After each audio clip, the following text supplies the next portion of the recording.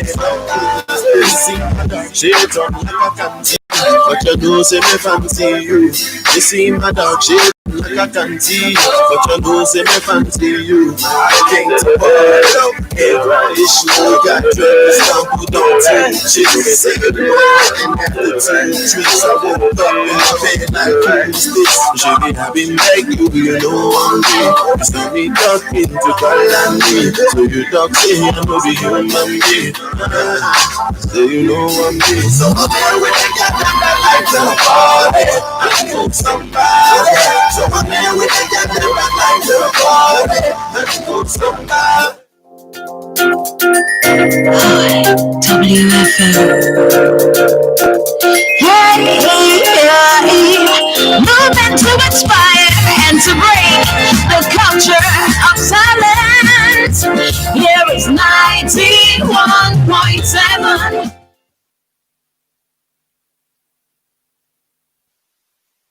Every 2 Saturdays and look at ways to be good citizens, to be better citizens. Safe Space was birthed following the rise in gender-based violence, especially rape, especially during COVID-19. We came together and we decided to create this space where we all can share opinion and share thoughts on how to make Nigeria a safer place for every woman, for every girl, and for the family. My name is Tom Okewale Shonaya, and it's my pleasure to be with you this Saturday, 3rd of October, 2020. So we have a guest, but our guest have disappointed, or in her words, the internet and the network where she is not working. But because, you know, the issue of rape and sexual-based violence is a serious one that everybody can talk about, we decided to call on another guest that we're hoping will join us any moment from now. What we wanted to talk about today is what we need to do as adults, as guardians, as parents, to ensure that wherever our children are, is safe. And so we have quite a number of our guests here, participants here. We're going to be throwing this to ourselves. What do we need to do? What mechanisms do we need to put in place to ensure that, you know, we provide a safety net for our family, for children, in the house, in school, in church, in mosque, wherever we have children? What do we need to do? I'll just quickly do a few housekeeping rules. We thank you because everybody has joined us and you have muted yourself. That is what we do. We mute ourselves when we do this. We only ask the speaker at any point in time to unmute themselves and talk. So that is what we would be expecting you to do. We have been lucky. We haven't had hackers in a while. Should there be a hacker, we know what to do with hackers. They are hackers. They are parasites. You know, they're not happy when we discuss things like this. And we will just wait for the admin to get rid of the hackers and then we will move on. And so what we want to do today, so today I have Titi Ojuri, I have other boys, and I have at Real African Housewife. And it's a level playing field this morning. And then we will just throw it to you. But I'm just going to mention some of the things that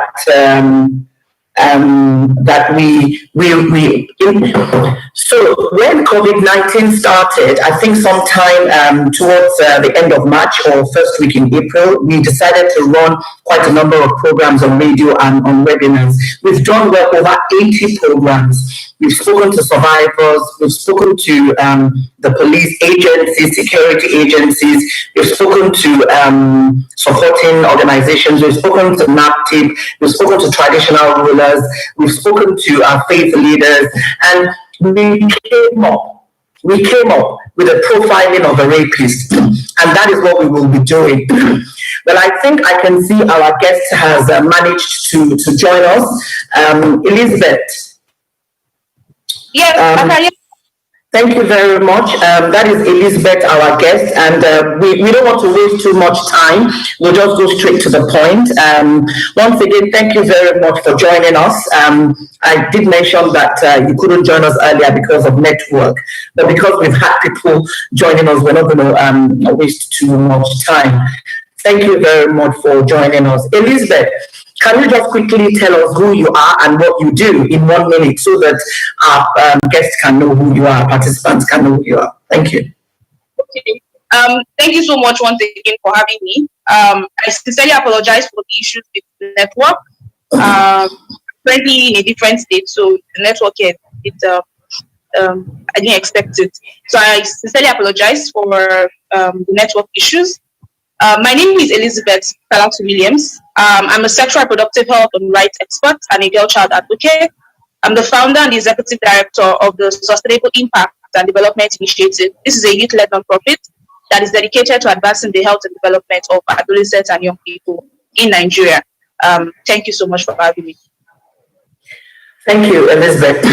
So we've run so many programs in the course of COVID-19 because during COVID-19 there was a huge rise in gender-based violence, rape, sexual assault of the female gender, and we have been able to come up with profiling a rapist. We've spoken to survivors, we've spoken to professionals and what have you. Today we want to talk to parents.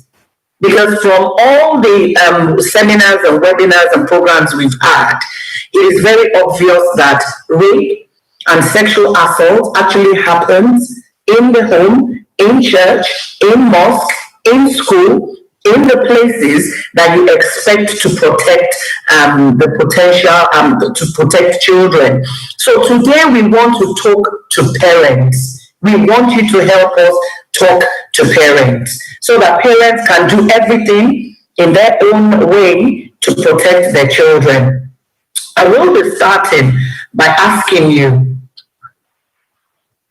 at what age should one, when is the right age? What age is too young?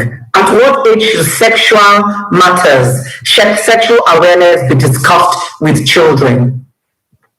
Yes, thank you for the question. And I know that a lot of parents struggle with this.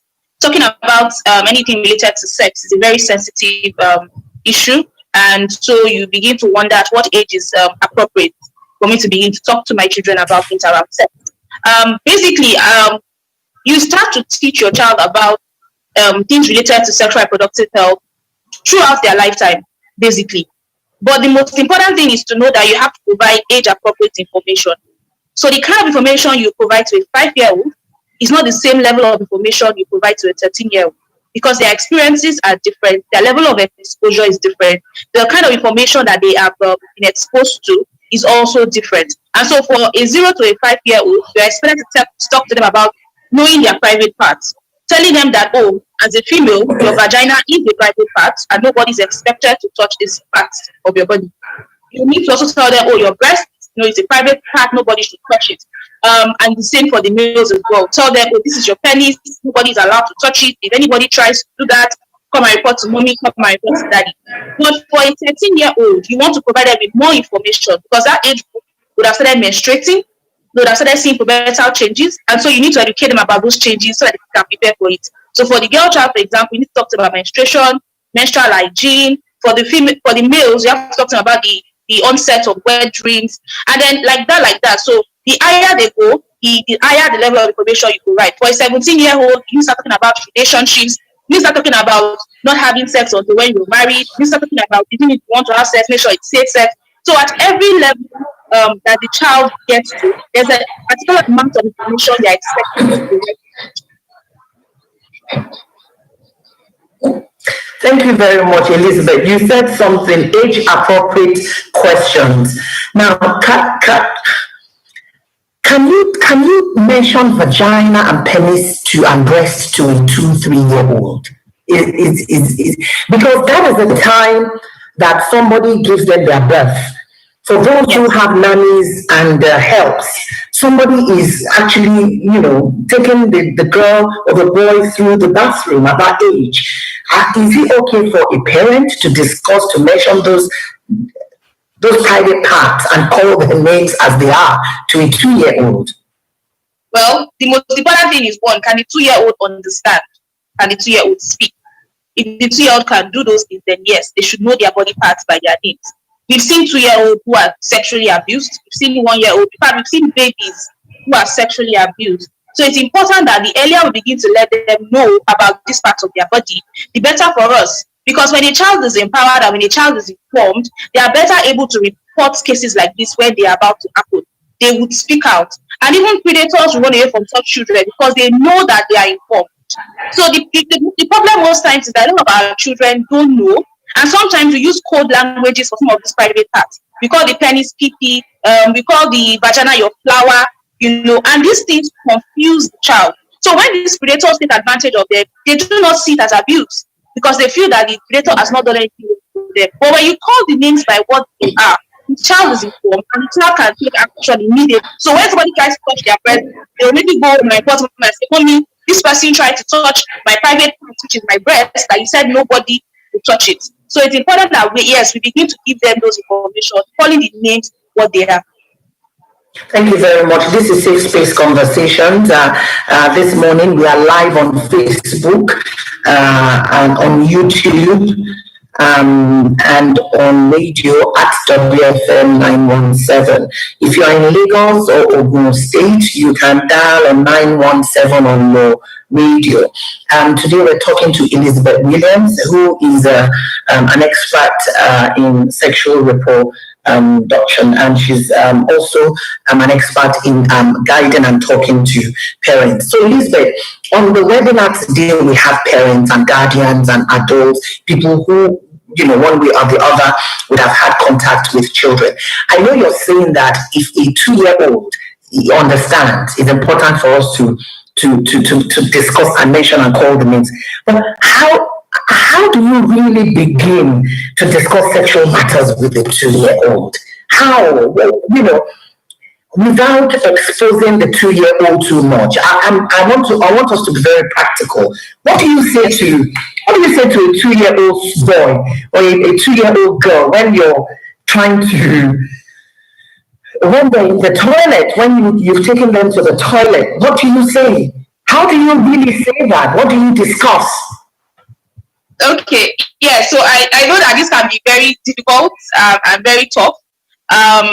But then I think the most important thing is to take the information bit by bit and break it down. And then also remember that you are not talking to that child or telling that child how sex happens. You're not exposing them to sexual behavior. No. So because when we talk about sex and we talk about the sexual organ, we fail to separate one from the other. Sexual behavior is the act in itself, but the sexual organs are things that are used for even other things aside from sex. So we should learn to separate, the sexual organs from the practice itself. So you're not teaching the child how to have sex. You're not teaching the child what sex is. You're not even mentioning anything that has to do with sex at all. The only thing you are doing is letting the child know that, okay, you see this place that urine is coming out from, this is your penis. You see this place where urine is coming out from, this is the vagina. Okay, when you get it, you tell them that, oh, you see this part of your body, this is what is called breast. And they might want to ask you more questions. Where for some children who are very curious, but for that age group, there's a very slim chance that would happen, because at that time, at that particular age, they just take whatever it is that you tell them. But the higher they go, they become more curious and they start to even ask you more questions again based on the information they are exposed to. Let's remember that our children have access to the internet, they have friends and they talk to, and these friends also have a certain level of information that they have also received, either from the house, from their own friends, from neighbors, from places they are around. So when it gets to that particular age, 5, 6, 7, they become more curious based on the information they've maybe seen on the internet, or they've heard from their friends, or they've heard from somebody. And then based on that information that you know that they have, you are able to tailor the information to that information. So for let's say a 5-year-old who is asking you, where does babies come from? You just tell them that, oh, you see, when a man and a woman comes together, there is something that they do, that actually brings about a child. You don't need to be very explicit to tell them the act or what actually happens. No, you don't need to be that explicit. So we can say something like babies come from heaven to a 3-year-old and a 4-year-old. And when the time comes, you can And when break the it time down. comes, yes, and now bring up more exactly. Yeah. Yes. Thank you. You mentioned internet. The role, I want us to quickly talk about the role social media and television play in all levels of exposure. You said that, yes, at age appropriate times, but the children are so used to. Some children actually go to bed with their phones, and the smartphones is so global. It exposes them to a lot of things. What should parents do? What is the role of a parent in protecting the child from social media? Remember, when they step out of the confines of your home, you have no control. But what should you put in them, to ensure that they are not exposed unnecessarily to social media? I think the first thing is you need to establish a very good relationship with your children. That's the first thing. You need to be able to establish that relationship in such a way that they can talk to you about everything and anything. In fact, when your child has a first crush, or she's crushing on a boy for the first time, you as a parent should be the first person to know that your child has started having crushes on the opposite sex. If your child wet his bed, you should be the first person who should come and tell that he has wet his bed. When your child sees a menstruation, you should be the first person your child comes to tell that she has seen a menstruation. We need to begin to establish this personal relationship with our children in such a way that they trust us enough to give us confidential information, because those information are actually confidential. In as much as you are their parents, there are some information that it's about them, it's about their personal self and their personal body that they don't want any other person to know about. So you need to create that trust with your children. That's the first thing. Two, there has to be an open mode of communication. Whenever your child needs to talk to you, you need to be accessible for your child to talk to. That is not the time to do other things. I know that, yes, we need to make ends meet, we need to work, we need to take care of our family. But the most important thing is, if you're making ends meet and then you forget to talk, you forget to focus on the development of your child, then there might be adverse consequences later on in the future. And so we need to look for a way as parents to balance the equation. Sometimes it's going to be once in a week, you just catch up with your child to know what has happened that week or what he or she has been up to. Do you want to do it maybe 1 hour every day, maybe after work? You gist with your child and just talk to your child. Just ask her, what happened in school today? What did you talk about? Sometimes you come to realize that when you have those conversations, you end up seeing a child telling you, Mommy, when I was in school, my friend was touching was touching his breast. They would just say jokingly, no eating agenda. They don't even know what I'm talking about. They don't even say anything wrong with it. They just feel like they're playing. Mommy and daddy, mommy and daddy in school today. They'll just say jokingly, but then you now use that opportunity to begin to educate them. But if you don't create that open communication, there's no way you know all these things. So it's important for you to create that trust, create that bond with your children, so that they can tell you virtually anything that's happening with you. Concerning internet use and social media use, you need to control the kind of information that your children access online. I know that there are some apps that you have now that you can use to block your child's phone from accessing certain kind of websites. Also, for some children, we have educational tabs now that you can provide to your children that just has only educational information. So on that tab, they cannot have access to any other kind of information aside from the educational information already loaded on that tab. That way, you are able to, like a great extent, limit the interaction with content that they're going to do. And I think basically, because there's so much you can do as a parent, fine, you put those restrictions in place, but then sometimes even, let me use myself as an example. My first exposure to pornography was from a friend's school. And so I just saw my classmates gathered somewhere in the corner of the class, and they were watching something and laughing. And then I was interested. I wanted to know what they were watching and what they were laughing about. And so I just went there to look. But then I was disgusted by what I saw, but I didn't know if it was wrong. I didn't know if it was bad. Unfortunately, I didn't have a close bond with my mom to go and talk to her about it. It was later on when I grew older that I got to realize that, so what I was watching that day was actually pornography. So sometimes they might not even see these things from even their own, it might be their friends, it might be like my own situation, for example. But then you want to ensure that you have that communication so that when things like this happen, they will tell you and use the opportunity as a learning, as a teaching moment for them to say, you shouldn't be watching that right now. It's not for your age, it's not for your level. That watching that is wrong. So make sure you're not caught doing that again. Thank you. Thank you very much. This is Safe Space Conversations, and we're looking at family safety guidelines against, our children being raped. We're talking to Elizabeth Talatu Williams. She's the executive director of a Seed Initiative. Now, thank you, other boys. Random catch up on random conversations. You said something about establishing a relationship, being open with children. From the profiling of rapists to some of the preventive mechanisms we put in place, fear factor has been identified as a major reason for children not talking. So it starts from the home. They are scared of mommy. If mommy finds out I have done this, I'm in trouble. My friend who came in 2 weeks ago said he didn't like mathematics. He was raped at age 5. He didn't like mathematics.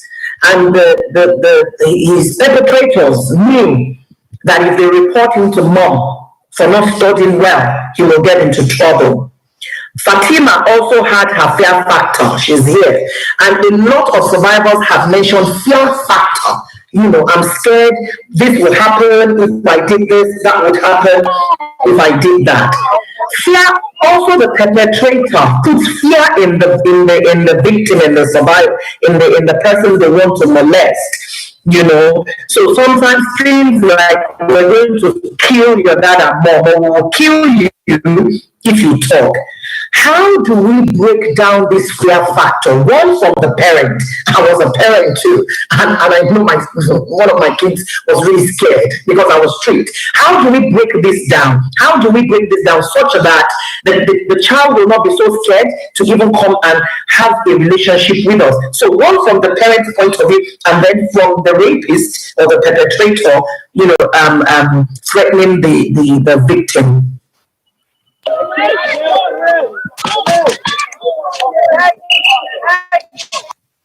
I completely agree with you.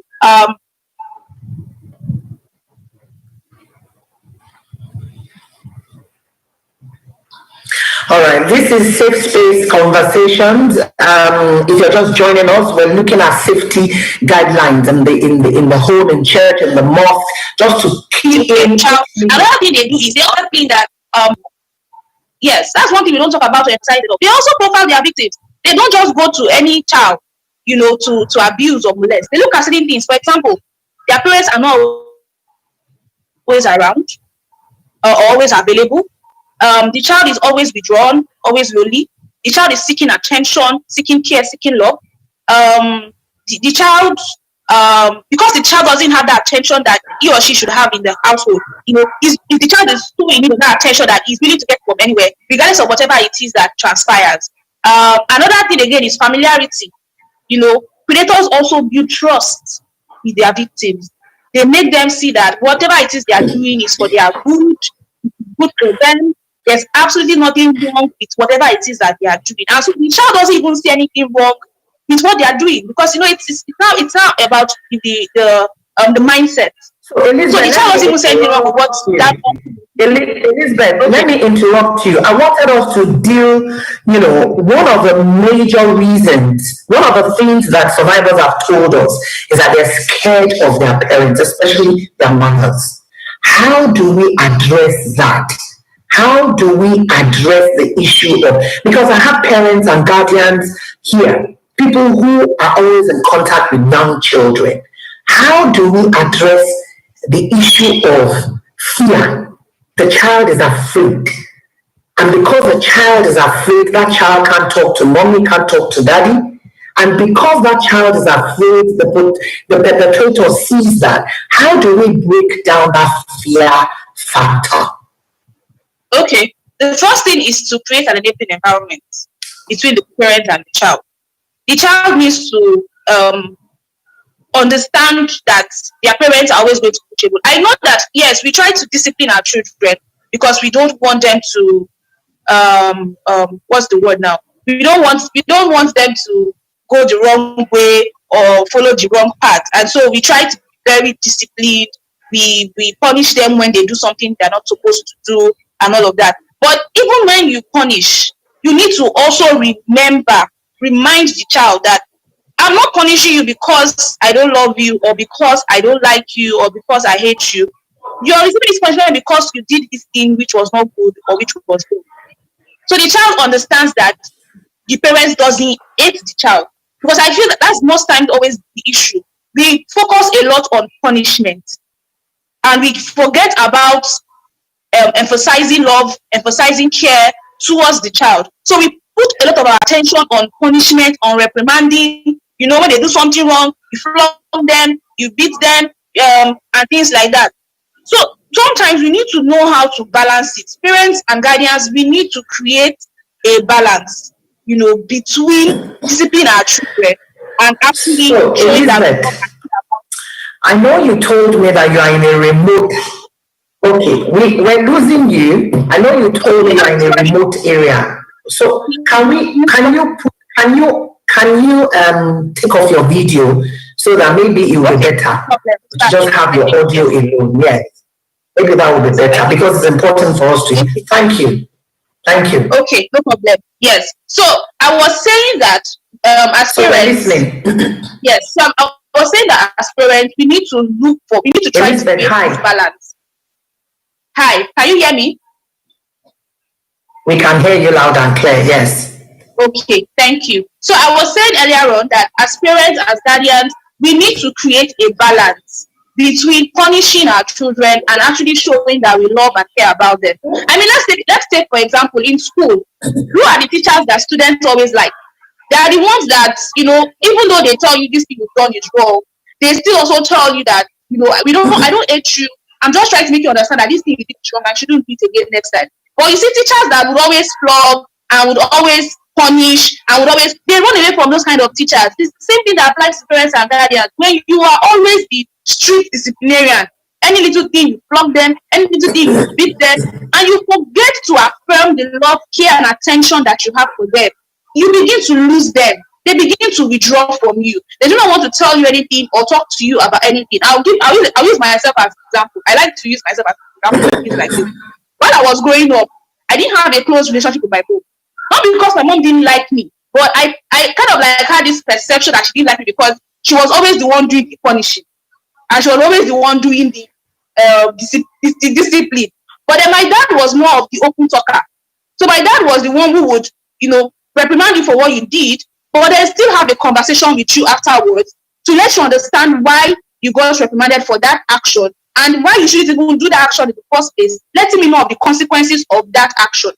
So it wasn't just about punishing me, but it was also having that open conversation to let me know why what I did was wrong and why I shouldn't do it again. And so I was closer to my dad than I was to my mom because of that relationship I had with my dad. It's the same thing with our parents. Let's try to balance it. Even though you're going to reprimand them for doing something wrong, let them know why that thing they did is wrong, what the consequences of that action will be, and remind them that you love them, you care about them, and you will always be there for them. You always have to keep reminding them all the time. Thank you very much. Aussie boys are becoming very popular. Rokesh Emowo is agreeing with you that after punishment, you should embrace your child, explain the reason for the punishment. And I think that is very key and important to parents. And what Elizabeth is saying is that she's not saying you shouldn't discipline the children. Discipline them. Let them know why you are disciplining them, but also embrace them. But also we have to be careful about the kind of disciplining. Because I remembered when I was growing up, we have a neighbor who uses what do they call the thing we used to cook amala, the wooden thing. She used she uses it to heat a lot. So we also have to be careful about the kind of punishment. This is Safe Space Conversations. We are live on Women Radio 91.7, at Facebook, on YouTube at 917, and here on Zoom. The time is 10:30, 10:30. We're going to be taking questions now. So please feel free to raise your hands. So Fatima, I'm going to come to you last. because you're becoming part of safe space conversations. I'm not going to call you now. I'm going to call a few other people and please comment that want to contribute to this. So Emmanuel, I'll come to you first. Emmanuel, please unmute yourself and let's have your thoughts. Thank you very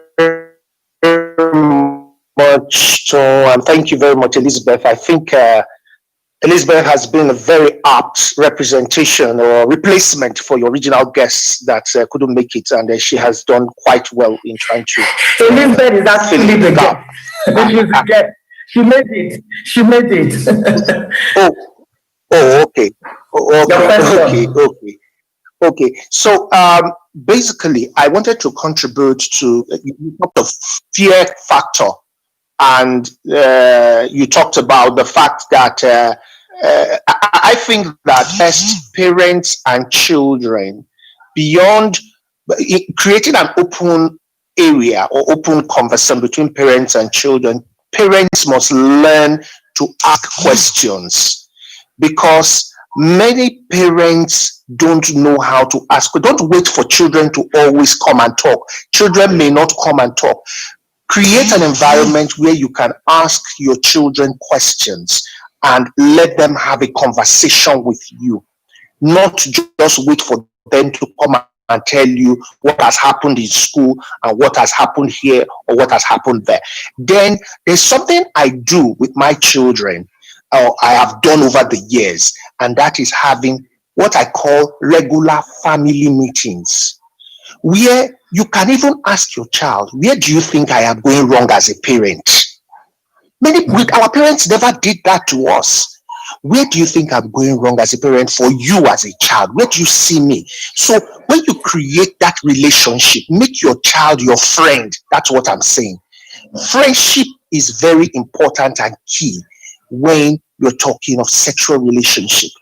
When you create that environment of friendship between your friend, yourself and your child, you will be able to hear from your child, and your child will be free. That fear factor will not be there, because children are not afraid of their friends. They are willing to tell their friends everything. That's my contribution. Thank you very much, Emmanuel. Emmanuel just made a comment. Make your child your friend. I'm coming to you, Abiola Ogundeko. Please unmute yourself. Yeah, good morning, the moderator and then our fantastic guest speaker. One, I want to appreciate the good job Women WFM has been doing for doing that. And my own very simple and straightforward contribution is I'm going to do it on the last speaker. Sometimes ago, let me just say 2 weeks ago, I had an encounter with my daughter. I have two daughters, very lovely daughters. But the older one is like she's a very brilliant girl. So what most times I'm more closer to them than their mom. Therefore, for deliberate reason, based on what the speaker has been saying, because it has been observed and agreed with due respect to the women and mothers in the house, that most times the women or the mothers, they always want to be a disciplinarian person. Most times our girls, they always stay away from that. So what I decided to do on my own as a father is like I show more love and care to my daughter. So I've created an enabling environment in a such a way that anything that happens to them, they prefer to discuss with me than their mom. So I will now use my own style to discuss. That is one. Two, to the eldest daughter, the girl I have, she's in GS2. When she was trying to go back to school based on this coronavirus and so, I was just trying to speak to her to the language she will understand, to the language that will not bring abusiveness in terms of a sexual education into her thinking, because she's staying in the hostel. So most times I always tell her, Daddy loves you. You know what? If you don't go out with any ladies, girls, don't do this with boys and all those stuff. I was trying to make sure that I speak the language that will not expose us to sexual activities. But the bottom line is this: I keep on telling her that her name is Koinsola. That please, if you maintain this thing, that is going to make sure that you are going to have your tertiary, your university education in America. You know, that have created a kind of scenario in our mind that, whoa, if I don't allow my body to be abused, my daddy is going to take me to America to have my. I don't want to take much of our time. Every parent, please, these kids, these are our children, they are our tomorrow. Whatever thing we may be struggling to be in life, if our struggling, our effort is not really affected on their lives, it's just like effort in fertility. I thank you for giving me an opportunity. Thank you, ma'am. Thank you, Abiola Gondeko. Thank you very much. I'm coming to you, Ibelabo Dixon. Ibelabo Dixon. Okay. Good morning, everyone. Can you hear me? Yes, we can hear you loud and clear. Thank you, Madam Tom, for the opportunity. Thank you for the guests and everyone. I just want to quickly say that I have my children. I have a son that does not really talk about anything. All he wants to discuss with you is school, school, and school. The other ones would readily come to me and want to discuss. And to quickly add, I'm just like you said, so I'm a very strict mom. But over the years, I've learned to take it easy. But then I still hold on to the fact that some disciplines should be introduced in the family. So what I want to say is that children are very different. Some other ones, you can handle them in the way we have been discussing. Some other ones, the more you take the questions to them, the more they withdraw. So I want to advise parents that you have to understand the nature of your child first. So you know the approach, you know how to, gather information or how to extract information from them because they are different. I have a son who loves to talk. So we need to understand the nature of that child first. I'm talking from my own experience. You need to understand the nature of that child first. Then you now learn or try to understand how best to approach that child. Because if you use the system or the style you use with A on B, it may not work. So I think we need to understand the child first before we know what next to do. Thank you. Thank you. So this is Safe Space Conversations. We are live on radio at WFM 917, Facebook, YouTube, and on Zoom. Mr. Elizabeth, I'll take Judith Phillips. Elizabeth, I want to come to you now. 3 things or 4 things I've picked up from the various people that have spoken. Abiola Ogundepo spoke about his relationship as a father to his daughters. He also spoke about the fact that he even said, without disrespect to women, that women are very strict. The fear factor.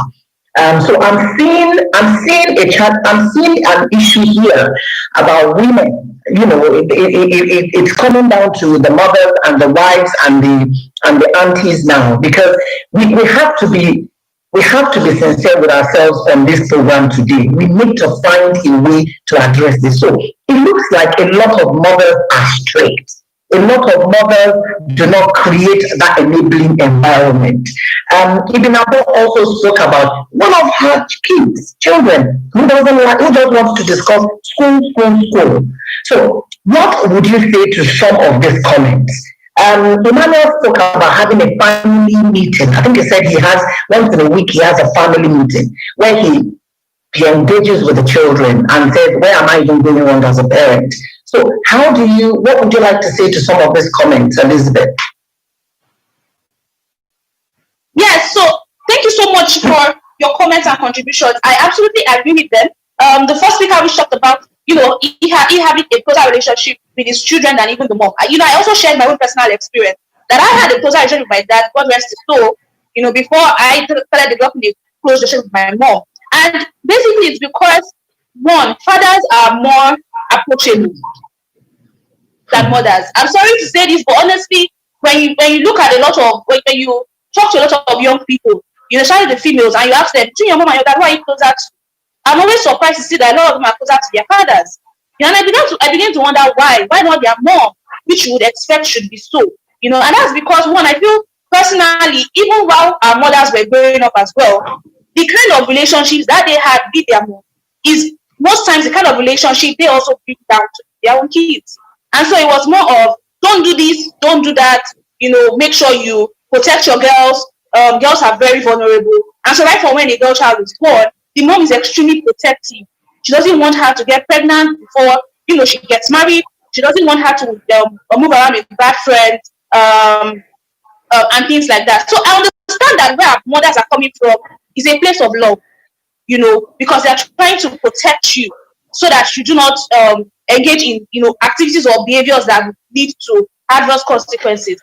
The only challenge I see with mothers. I need to talk as Elizabeth. I need to talk as a mother here now and as a woman, Yes, because I've also seen what Fatima put in there, that mothers are strict, and I hope the mothers here would speak up. Could it be that because the husbands and the fathers are laid back, could that be the reason why mothers feel, let me balance this up so that we don't create messy children? Because you must say messy because I'm a mother. Could we foster a partnership with the men so that you know that, okay, that you want to be the good daddy, I want to make sure that the kids are raised up properly. So could the dad and the mom, or the man and the woman, now foster a relationship? Because it looks like the blame now on the mothers. But Ma, you also agree with me that there's this popular saying that when a child is bad, who do they blame? They blame the mothers. But when the child is good, they say, oh, it's the father's child.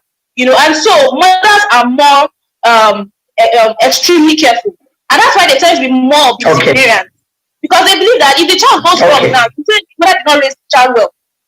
And then the fathers would not be held responsible, because society already believes that the responsibility of training a child is the mother's role, and that is where we need to begin to break that, let's say, perception that we've already created in society, that is the role of only the mother to take care of the child. As you said, we need to form a partnership, between the father and the mother, in such a way that, okay, even when the child confides in the father, can the father also let the mother know some of the things that the child has, discussed with him or her, and then she also looks for a way to kind of begin to also create that close relationship with the child.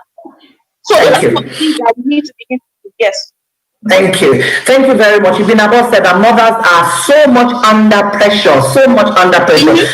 I'm going to take a few comments now. I think I have 4 people putting their hands up. Let me start with Judith Phillips. Please unmute yourself. Thank you, Judith. Good morning. Good morning, Tom. Thank you for this program, and I just want to appreciate the speaker also. Quite insightful in the things that you spoke about. I want to follow up on the question of mothers being strict, and I think Elizabeth actually nailed it there, where it says that, I think even it's in the Bible, and I believe also in Quran, that the glory. I mean, the mother is the one that a child that is bad is the father's. I mean, it's the mother's, but a child that is good belongs to the father. But so that puts a lot of pressure on the woman. But the point that I really wanted to drive on, and this is something that worked for my family. I mean, I think it's we are kind of at the forefront, in the position that God has placed us.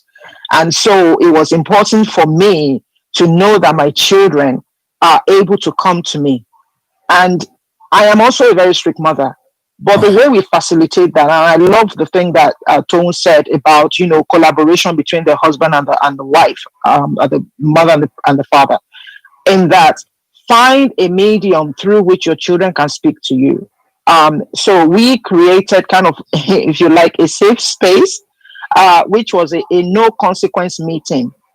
This is something that we do at least once in a month, and no consequence. You are free to say what's on your mind. You are free to express what you have been going through in the last month or in the last week or whatever.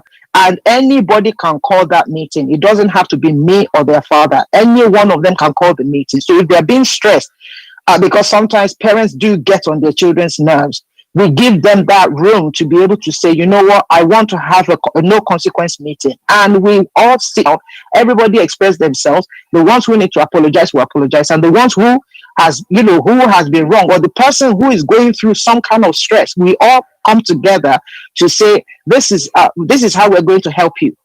You need more time for your education or whatever. This is what we're going to do to assist you. And I think in that environment, if you create such a safe environment for your children to be able to call a meeting, if they are not happy about something, whatever it is, even anything that they are going through personally, in relationships or in life generally, it will give them the confidence that if anybody is doing anything to them, they can easily come to you. You will get to know about it. And it doesn't really matter about the age. We started early. I mean, when the youngest one was 3, I think was when we started this. And it still continues till today. So that's just my own contribution. God bless. Thank you very much. Thank you. I'm going to call, before I call on iPhone, there's a comment I quickly want to take from Kole Onuzi. He says, mothers are paranoid, a bit more fearful, very scared of any wrong happening to the children. That accounts for why mothers are more strict. The best is for both parents to be very accommodating. Honestly, this man is talking about me. He's talking about me, and I know I've been told many times that I'm paranoid. But I think so. Maybe I now need counsel in Elizabeth. Could it be better for me to be paranoid and avoid any damage than for me to relax? And that is where I want to ask a question that somebody says, how the question is that how can you be your child confident? So I'm paranoid and I'm worried about every little thing, and I'm very worried about every uncle around or every friend or every male friend around. I'm worried about them. How can I still be my child's confidence in my state of paranoia? And that is one question. Then let me take. Sorry, you answered that. I just want to take iPhone now. iPhone, please ask your question. iPhone, okay. iPhone is not there. So Elizabeth, you can please answer my own. That is my question. I rarely ask questions. Hello, I'm here. Oh, okay. Please go ahead, ma'am. Hello, everybody. Hello, moderator. Good morning. Thank you so much, Auntie Tom, for this opportunity, and thank you for the speaker. And what I want to say, I'm a mom. I've got 3 girls and a boy. And I want to say to the mom in the house, with all due respect, let us calm down. Let us all calm down. And I say it again, let us calm down. And I'm saying this because I'm a strict mom as well. And when I say strict, I'm very, very strict. But based on what all the speakers have been talking about, I've been creating that environment whereby my children can come to me and they can also talk to me and tell me what is going on in their various lives. And also I want to say, based on what all the other speakers have been talking about, based on the moms and the way we are bringing up our children, for me, I think we are mirroring the way our mothers brought us up, and we are taking that on. So if we look at the generation that we're in, it's a different generation entirely. And if we try to bring our children up in the way that this generation is at the moment, we'll be able to bring up children that are, that will grow up to be, better children in the future to the society. So that's just my own contribution. Thank you very much. Thank you. So Elizabeth, let me come back to you because a lot of parents are here. I want us to talk about the partnership, and personally, I have a question. I am always constantly in a state of paranoia. That's a fact. So how do I become a confidant to my young person, in this state of being paranoid? I suspect everybody.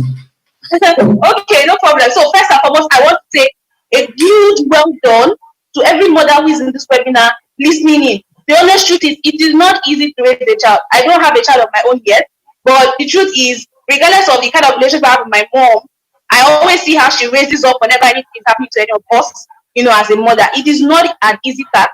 It's not an easy role. So first and foremost, I want to say well done to every single mother, and potential mothers listening to this webinar today. Secondly, I want to say that, just as some of the contributors actually highlighted today, please know your kids, understand them, understand their peculiarities. You don't use the same method for every child. Some children sometimes want their space, and when they're ready to talk, they'll come and talk to you. Some children are very open, very opinionated, very vocal. They tell you everything and anything, without too much stress. Some kids are withdrawn. You have to patiently get them to talk to you. So please understand your children so that you know the best approach to use with them. Concerning our mothers and our amazing moderator here, I think the first thing is this: be very real and authentic to your children. I'll give a personal example. One thing I've come to see that works with young people all the time is when you also tell them your own story. So when you were younger, tell them those things you did when you were younger. Let them also know that if you made mistakes when you were younger, let them know those mistakes you made when you were younger. And tell them the lessons you learned from those mistakes. That way they get to understand that, okay, so if mommy could make this mistake and learn this mistake, then me, I should also not make that mistake and also, go in the same line. So talk to them about when you had your first crush when you were younger. Let them know, to tell them that when I was younger, there was this boy in secondary school that I used to like, but then my mom told me not to do anything. And I'm glad I didn't do anything, because now I got married and now I've been there to you all, and we are a beautiful, amazing family. So let them also know of what it is. Because you also had them while you were growing up, and some of we're not saying, so let's not create this perfect persona for our children. Let's sometimes also be vulnerable with them. By doing that, we will also allow them to be vulnerable with us, and they'll begin to build this trust. Thank you. So Fatima, I'm coming to you now. You told us the fear factor, and you've been making comments about mothers and the need for us to create a safe space. So I'm going to allow you to speak for like 3 minutes. If you can help me keep to 3 minutes. Thank you. Good morning, everyone. Good morning, Auntie Tone. Thank you for having me. Thank you for the speaker. I agree with some point that you're trying to make, but like you say, you always use yourself as a case study. I also use myself as a case study as a sexual abuse child from the age of 5 till I was 14 under the nose of my mother. The reason why I keep saying that, the reason why a lot of children are being defied, it is because of the little mistake that their parents do. One, I just done something I'm going to talk about now. Parents most times should stop comparing children, because she's made a comment that a rapist choose their victim. Rapists don't choose their victim. Let me correct you on that. I'm sorry, I'm correcting you on that. Rapists is a child that is available for them to rape.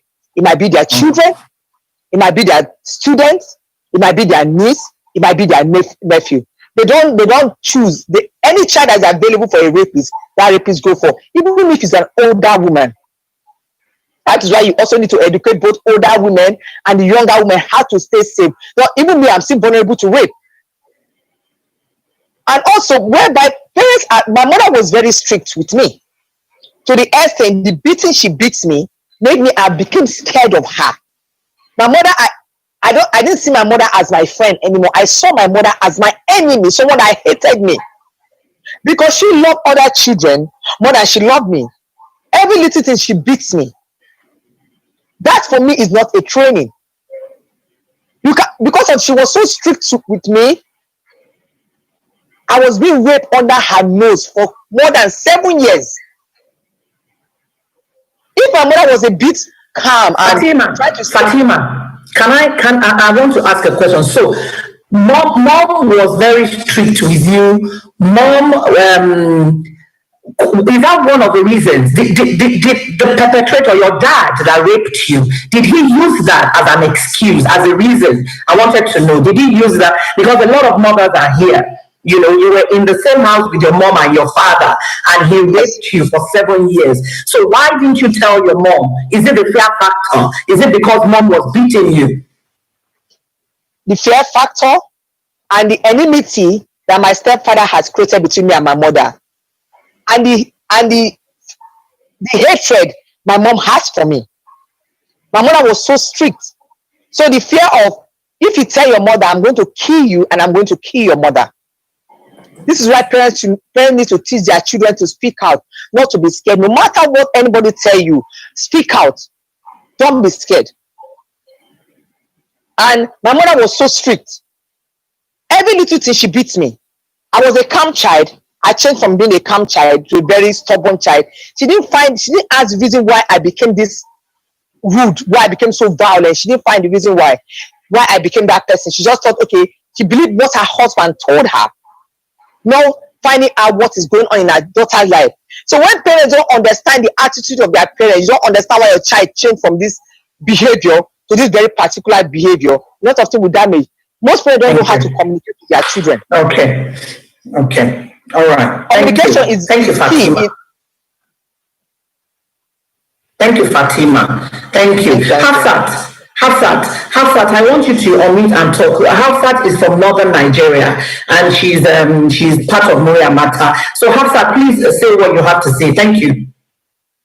Thank you very much for the information from our guests and all, and the people that contributed.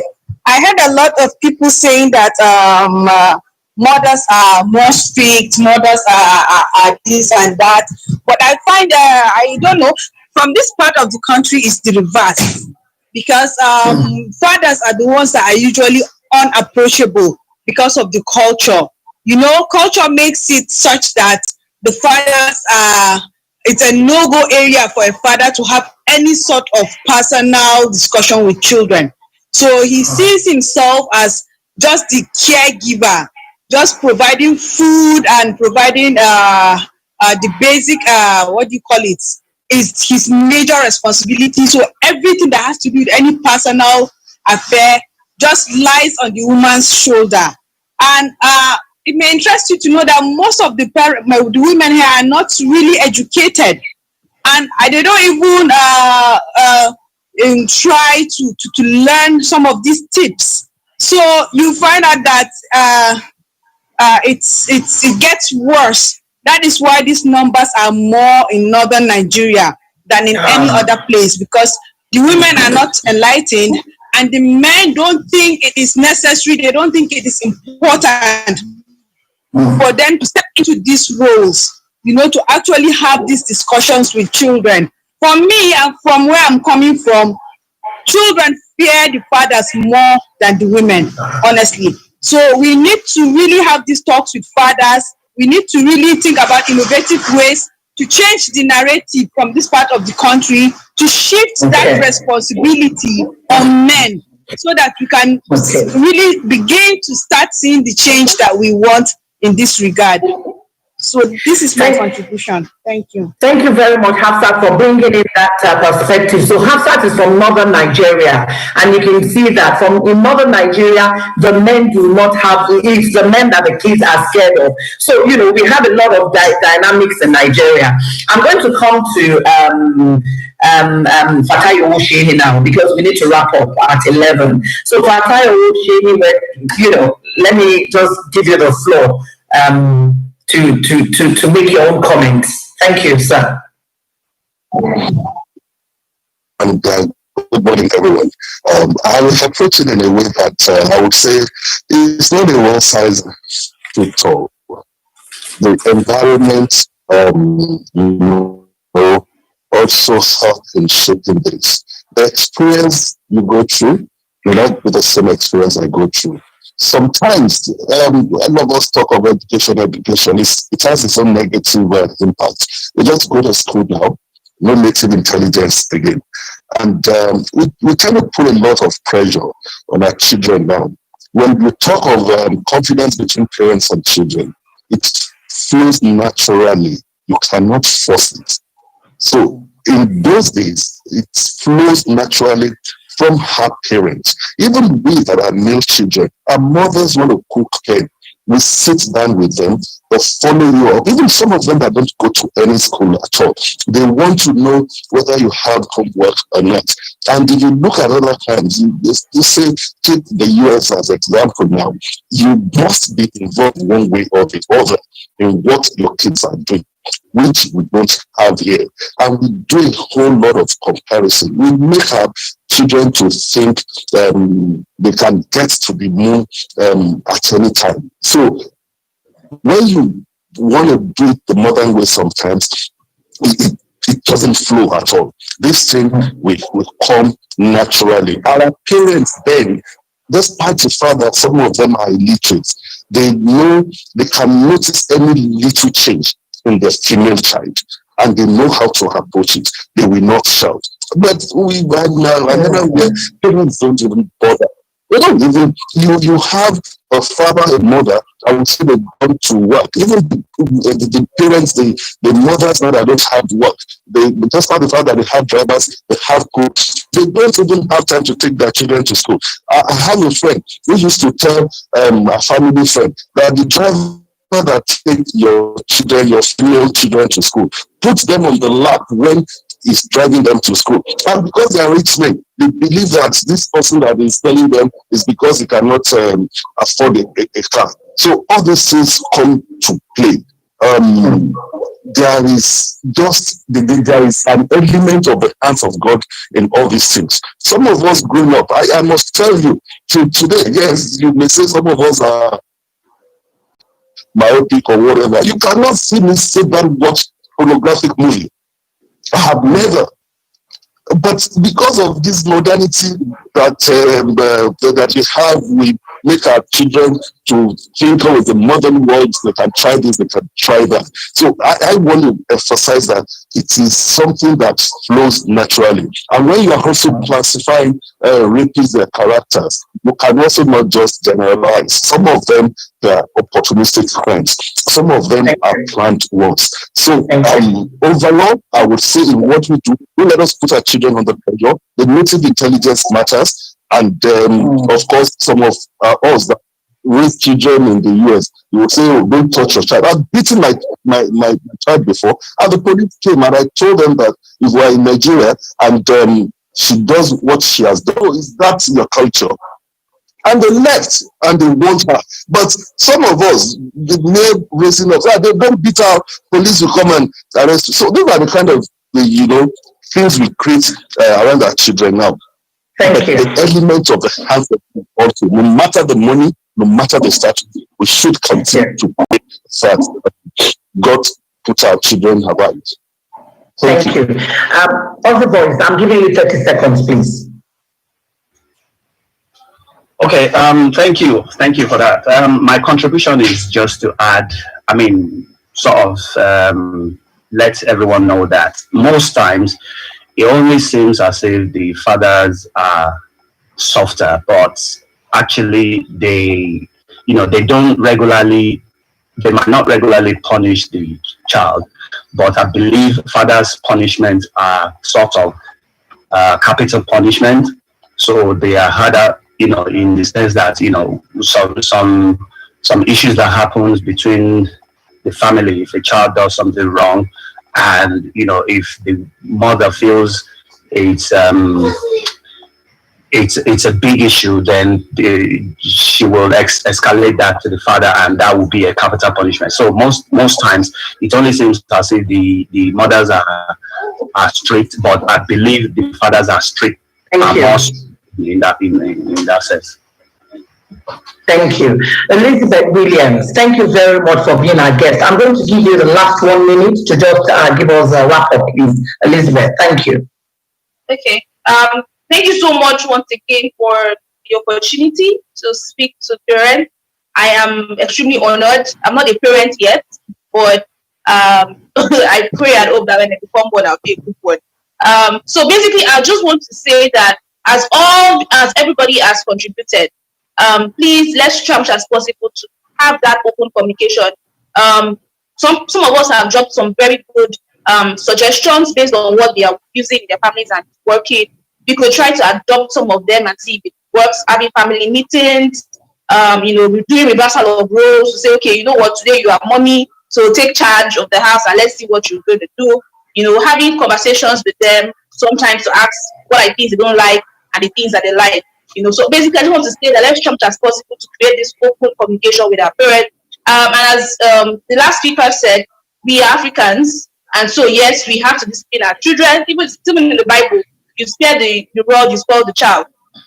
But then the method we use in our children should please be very, civil, be very linear. Shouldn't go the extra mile so that we don't end up losing our children in the process. So I think for me, that's basically.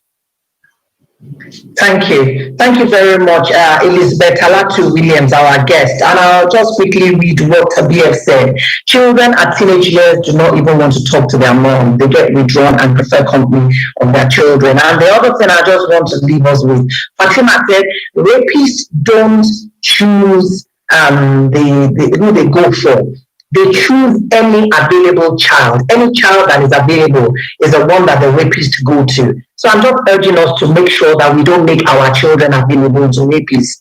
Let's do everything as parents and as guardians, as adults. Make sure your child is not available to a rapist. We've spoken about partnership between the male and the female. It shouldn't be a competition, okay? Mothers in southern part of Nigeria I'm going to say north-south now, north-south-east, east and south. It seems mothers are strict. In the north, it says the father are the strict ones. So there has to be a partnership between the male and the female.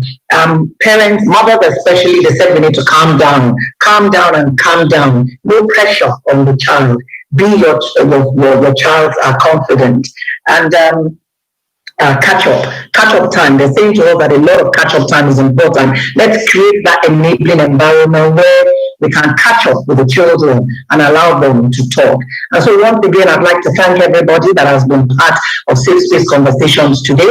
As we go during the week, let's ensure that we create an enabling environment. And if we can, let's pass these messages on to other parents, other guardians. A rapist is usually a friend, somebody very close to the child. It could be the father, it could be the uncle, it could be the pastor, it could be the imam, it could be the teacher.